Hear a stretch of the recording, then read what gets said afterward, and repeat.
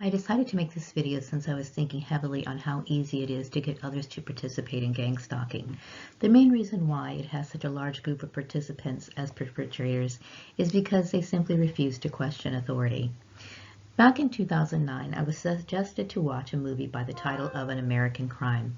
This sad but true tale tells the story of Sylvia Likens, who was a victim of child murder that occurred in Indianapolis, Indiana in October of 1965. Although this account isn't gang stalking related, it perfectly demonstrates the abuse of authority and how others participate without question. Sylvia Likens was only 16 and held captive and subjected to increasing levels of child abuse and torture by her caregiver, Gertrude Baniszewski. Baniszewski influenced her children and several other neighborhood children to participate in the rape, torture, and the eventual murder of Sylvia Likens. Sylvia stands out as a victim of being in a vulnerable position since her family were traveling carnival workers and came from a low socioeconomic background. I saw her as a great example of how an authority figure, in this case, Gertrude Baniszewski, had influence as an adult and a mother, and whose authority was used to mislead others into an unspeakable crime. If you're not familiar with the story of Sylvia Likens, you can watch this movie for free on YouTube. Click below in the description box.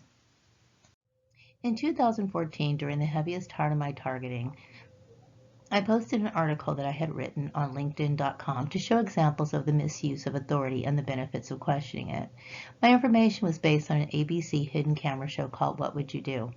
The first example was of two women who were shopping at a farmer's market in New Jersey. They were approached by a man wearing a black leather jacket and baseball cap who stated that he needed their help. He said he was trying to identify a lady with a blue jacket. He identified himself as a recovery agent and needed to capture a fugitive that was caught up in a messy custody battle. He claimed that the lady in the blue jacket had taken her baby without her husband's consent. He recruited the two women to take the lady's wallet and walk out with it.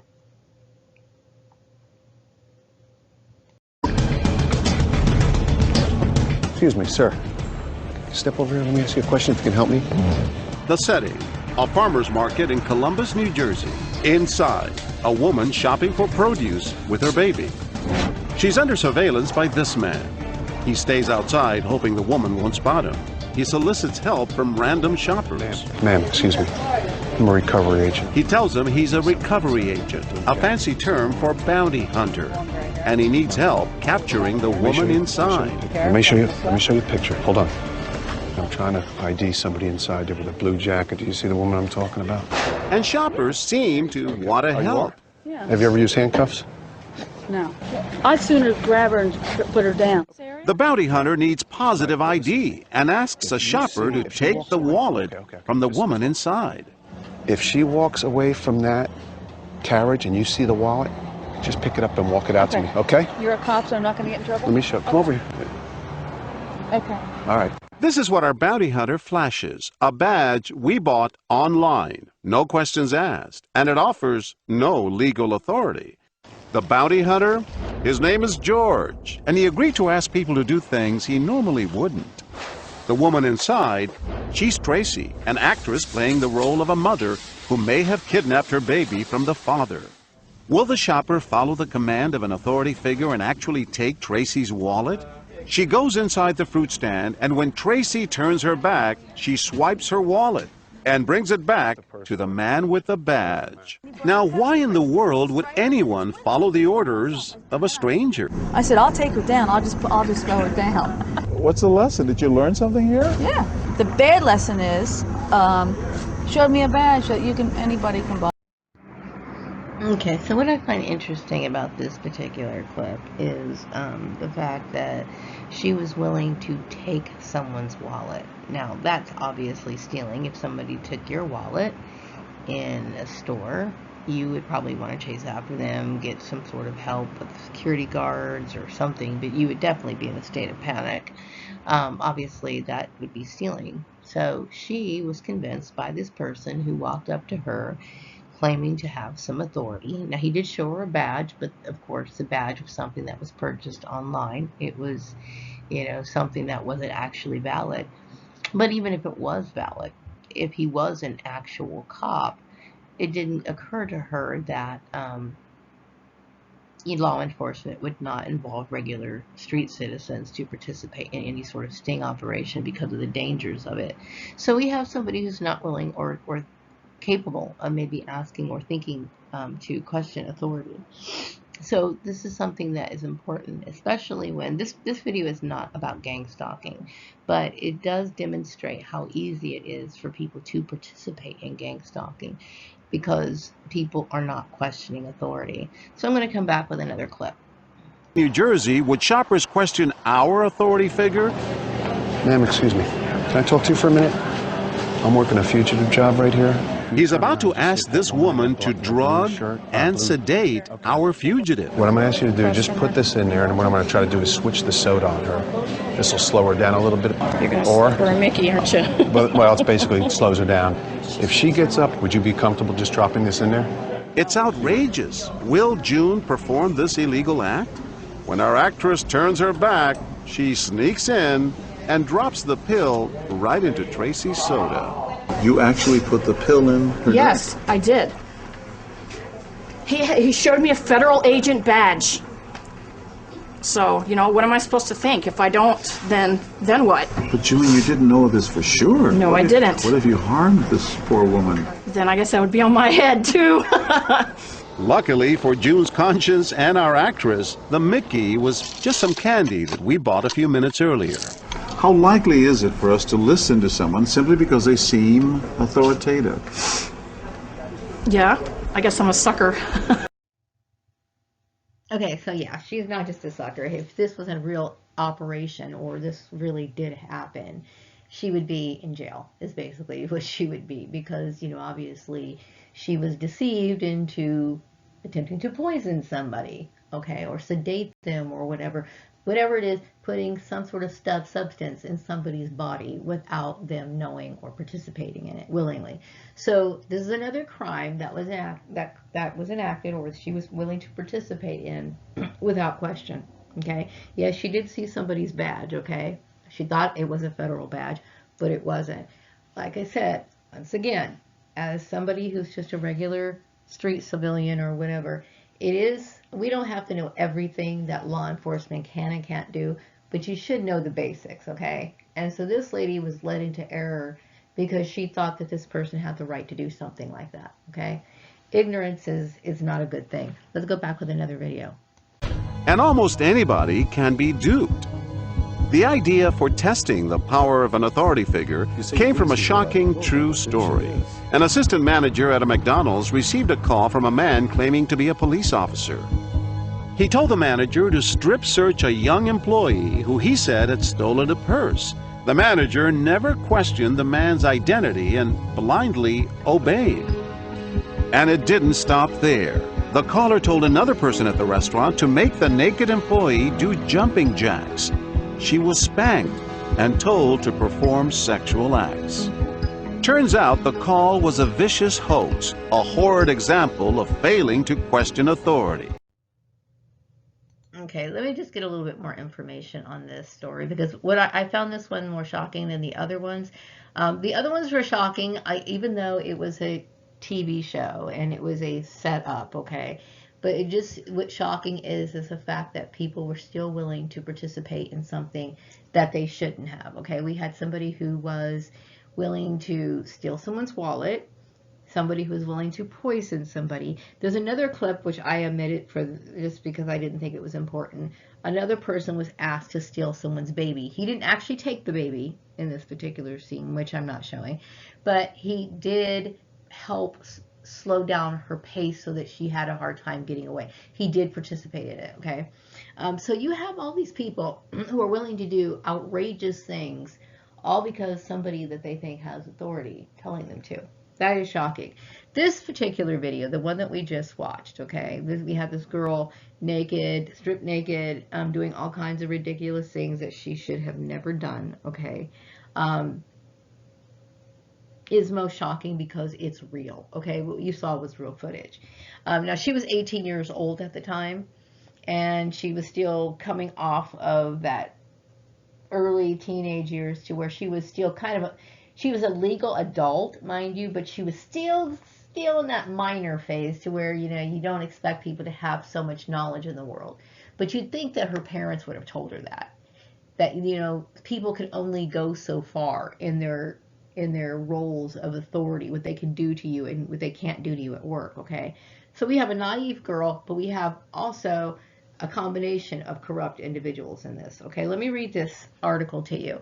It says that strip search case victim awarded $6.1 million. Okay, on October 5th of 2006, a jury in Bullitt County, Kentucky, awarded Louise Ogborn $5 million in punitive damages and $1 million in compensatory damages and expenses. In 2004, Ogborn, a then 18-year-old McDonald's employee, was humiliated and forced to strip and then perform a sexual act in the back office during her workday. This horrifying ordeal changed Ogborn's life forever and put McDonald's on trial for its alleged failure to warn employees that a hoax caller was on the loose. Ogborn was seeking $20 million in damages in the closely watched civil trial that concluded. Okay, let's see here. It says Ogborn was always willing to take on extra shifts at McDonald's in Mount Washington, Kentucky. Her mother had health problems and she recently lost her job, so the 18-year-old did whatever she could to help make ends meet. A year prior, on April 9th, 2004, Ogborn was offered to work through the restaurant's evening rush to be helpful and to make a few extra dollars. Who would have known that her shift would turn into a terrifying ordeal that would haunt her for the rest of her life? Ogborn was called into the assistant manager's office. The assistant manager's name was Donna Summers, and she was told that Mrs. Summers was on the phone with a police officer. Louise Ogborn asked by Mrs. Summers to shut the door behind her and that the officer on the phone had their store manager on the other line and that she was being accused of stealing a purse from a customer. The back office soon became an interrogation room. It was Ogborn's word against the man on the phone who claimed to be a police officer. All attempts to clear her name and her innocence fell on deaf ears. Ogborn was told that she must submit to a search or be escorted to the police station. She was told to empty her pockets and surrender her car keys and cell phone, which she did. Then the caller demanded that Summers have Ogborn remove her clothes, even her underwear, leaving her with just a small dirty apron to cover her naked body. Summers says she never second-guessed what she would be asked to do, as she firmly believed the person she was talking to on the phone was an officer. Ogborn says she trusted her manager to do what was right. Because it was a busy Friday night, Summers, the assistant manager, had to leave the office to check on the restaurant. The man on the phone demanded that another employee be left to watch Ogborn until the police arrived, and Summers chose a 27-year-old Jason Bradley, which was another employee. Okay. When Jason took the phone, they told him to remove the apron that Mrs. Ogborn was wearing. He refused to take part in it, but didn't do anything to stop the interrogation. Wow. Okay, so Bradley walked out in disgust, leaving Summers with no one to watch Ogborn. Then the caller made an odd request, asking Summers, the assistant manager, to call her fiancé to have him watch the girl. Oh, Lord, okay? Now, she's going to bring a man who's not assigned to be a part of that company. He's not an employee, but that's her boyfriend. And she's going to have him participate in something that's related to the company, something major, okay, which really is illegal and shouldn't be taking place anyway. But see, now, none of this is registering in her mind. She's not asking any questions. She's just following the command of authority. Oh, Lord. Okay, so she says, Summers says she did what she was told. She said, I honestly thought he was a police officer and what I was doing was the right thing, Summers said. I thought I was doing what I was supposed to be doing. Okay, so the surveillance video shows Ogborn, the poor girl. She's broken down in tears, right? She breaks down in tears. Okay, now in 15 minutes, within 15 minutes, Summers' fiance, Walter Nix, enters the office where Ogborn tugged at the small apron that barely covered her top and exposed her legs to her buttocks. Okay, again, Summers says that she didn't question the caller and completely trusted her to her fiance to be left alone with the girl. Okay, Ogborn says she wanted to run, but that would have been too humiliating to be running through the restaurant naked. Nix, who is a 43-year-old exterminator, began following the caller's commands, ordering Ogborn to drop her apron, bend over, and stand on a chair. Now, Nix is the 43-year-old boyfriend of the assistant manager. Let's get this, okay? Then, as ridiculous as it sounds, he told her to do jumping jacks, to shake loose everything she might be hiding. Ogborn says she was just the beginning. Ogborn says this was just the beginning of the 2 more hours of torment. So this lasted for a long time. Now, mind you, this is a man who says that he's a police officer. He's fooling these people. He said he's a police officer, okay, and that until the police get to this particular location or whatever, that these people have to continue this interrogation. Now, later to find out, the police station was just down the street. They could have been there like right then and there, okay? This went on for 2 hours, okay? But something tells me that Nix kind of enjoyed the whole ordeal, okay? It's kind of twisted, so it gets twisted. So this tells you that people, when they are given the opportunity to become corrupt, okay, they will do it, because this man did it, and he didn't have a problem with it. Okay, so it says, the demands became more and more bizarre. When Ogborn says that when she failed to address Nix as sir, the caller tells him to hit her violently on the buttocks over and over. At one point on the video, Ogborn was spanked for almost 10 full minutes. This is crazy, okay? Now, he told me I was asking too many questions, so he was told to hit me, she said. I just said, please don't do this. By the end, red welts could be seen on the woman's body. During it all, Summers periodically came back to the office, and each time Nix threw the apron at Ogborn, telling her to stay quiet. I begged her every time she came in the room, Ogborn said. Get me out of here. Please get me out of here. Ogborn says she even asked the assistant manager to call the police, but each time she said, Summers told her, no, we're still waiting for the cops. I mean, how ridiculous can you get? Okay, that's ridiculous. Okay, so Summers denies Ogborn ever asked her to call the police or the girl pleaded with her. So, let's see here. So, anything else I want to read about this? Okay, they also asked a 58-year-old maintenance man who worked at the restaurant to get on the phone with the caller, but the maintenance man refused to comply with any of those strange demands, okay? So basically, this was a hoax, just like gang stalking is a hoax, okay? We have somebody posing as authority, whether that be a family member, an ex-employer, or somebody who worked for the employer or whatever, or associate or whatever, pretending that they have authority over someone, okay? Same situation. And it can get sick, just like how this issue got sick, okay? Now, this assistant manager who worked for the company, obviously she was conned into waiting for the police to arrive, not even thinking that, number one, the police station was just down the street. Why would it take almost 2 hours or 2 hours or more to conduct some sort of interrogation if that is the police's job, okay? Why would she bring in a person who doesn't even work for the company to be a part of this investigation? He's not an employee there, okay? There's so many things that I see wrong with this, okay? But then also I think about the girl who was subjected to the intense amount of humiliation of having to be stripped down, and then not only was it just to be stripped down, then that's when the corruption really started, because now we have this man Nix, who was the boyfriend of the assistant manager, who shouldn't even be there, okay? He decides to, now the person on the phone was prompting him to ask this girl to perform sexual acts on him, okay?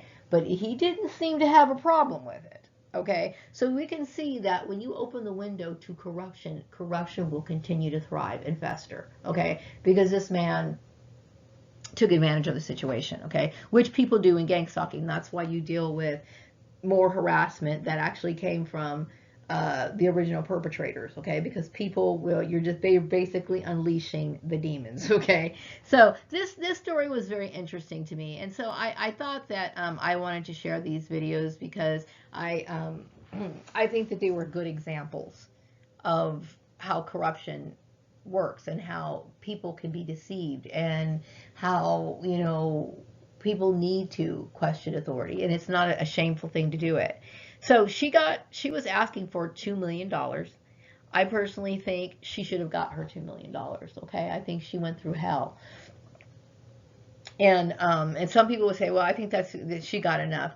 You can never buy back your dignity. Now, this particular videotape is on YouTube. It's all over the world, okay, of this poor girl who's been exploited, okay?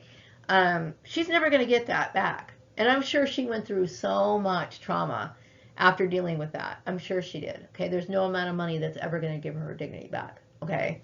But I'm very glad that she did get some sort of compensation for the wrong that was done to her. Now, what else did I want to say? Oh, okay. So then anyway, I'm going to close this video up. I am working more with PowerPoint, as you can see. And so I thought that it was really good that I I was able to kind of experiment and insert these little segments in here. I'm learning how to convert video and edit video, which I was like, really proud of myself. I was really frustrated today, but I kept thinking, I don't have anything else to do to put my attention to anything, so I'm going to go ahead and take some time to devote to this. But I think it's interesting, and I also wanted to talk about not only is it easy to deceive people, but the willing participation that people, and the opportunity that they look for to enact other crimes, like Nick's, like the boyfriend of the assistant manager. He was asked to be a part of an operation that he shouldn't have been a part of, but since he was there, he took advantage of it and used this to his advantage. He gained something from that, okay? Sick and twisted as it is, but this is what people do in gang stalking, okay? She was vulnerable. She's an 18-year-old girl. She said she needed the extra money. Okay, this is another issue when it comes to targeted individuals, because oftentimes we are in positions of vulnerability. Like myself, I consider myself a vulnerable person. Why? Because they put you in isolation or whatever. Now, she's not gang stalked, okay, but she's still somebody who was preyed upon because she was vulnerable. You need her job. She needs her job. She needs the money to help out her family. And she's young and impressionable, and they took advantage of that. Okay. So anyway, in the 1960s, a Yale psychologist by the name of Stanley Milgram tested how far people would go to obey an authority figure. Participants were told to deliver electric shock to a person who answered questions incorrectly. Unbeknownst to the participants, the shock machine was fake, but Milgram found that more than half of the participants were willing to administer shocks even when the actor receiving the punishment cried out in pain. The participants were led to believe that they had to administer electrical shocks to a learner. These fake electric shocks gradually increased to levels that would have been fatal had they been real.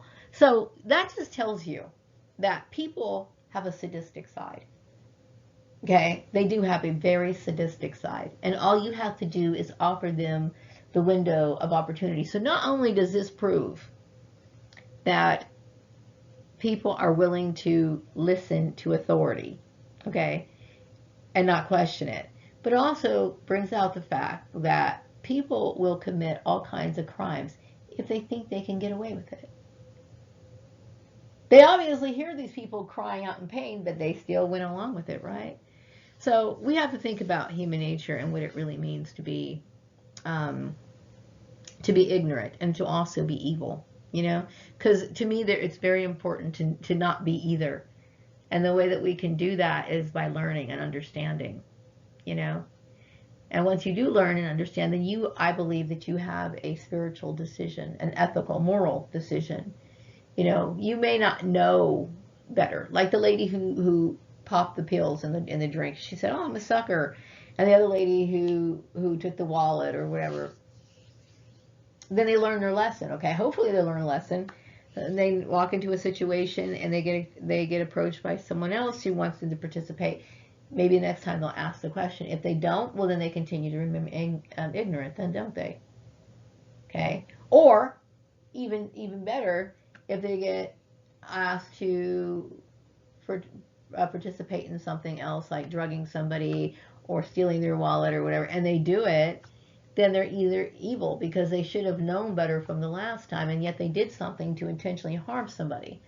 You know, there's so many ways you can look at it. But anyway, I just wanted to share that video. It gave me a little bit more time and the opportunity to work with inserting videos into PowerPoint. Not only it was not a difficult thing, okay, to insert the video into PowerPoint. That was not the hard part, okay? The difficult part was understanding how to edit it, how to crop it, okay, which is something that I've been wanting to do for a very, very long time. So when I finally got it, I was so proud of myself. So this is one of these little experimental things that I'm doing with PowerPoint right now. Don't take this video too seriously. Consider it a form of entertainment, but also kind of a lesson too. It's more for me to kind of get familiar with the program. So anyway, I'm going to wrap up this video. I hope you enjoyed my video. And if you want to watch these movies, I did put the video link. I'm putting the video, which is free on YouTube, of The American Crime, which I really do think is a good movie. You should definitely check it out, in the description box. And I hope you all have a wonderful weekend. Take care. Bye-bye. Thank you for watching.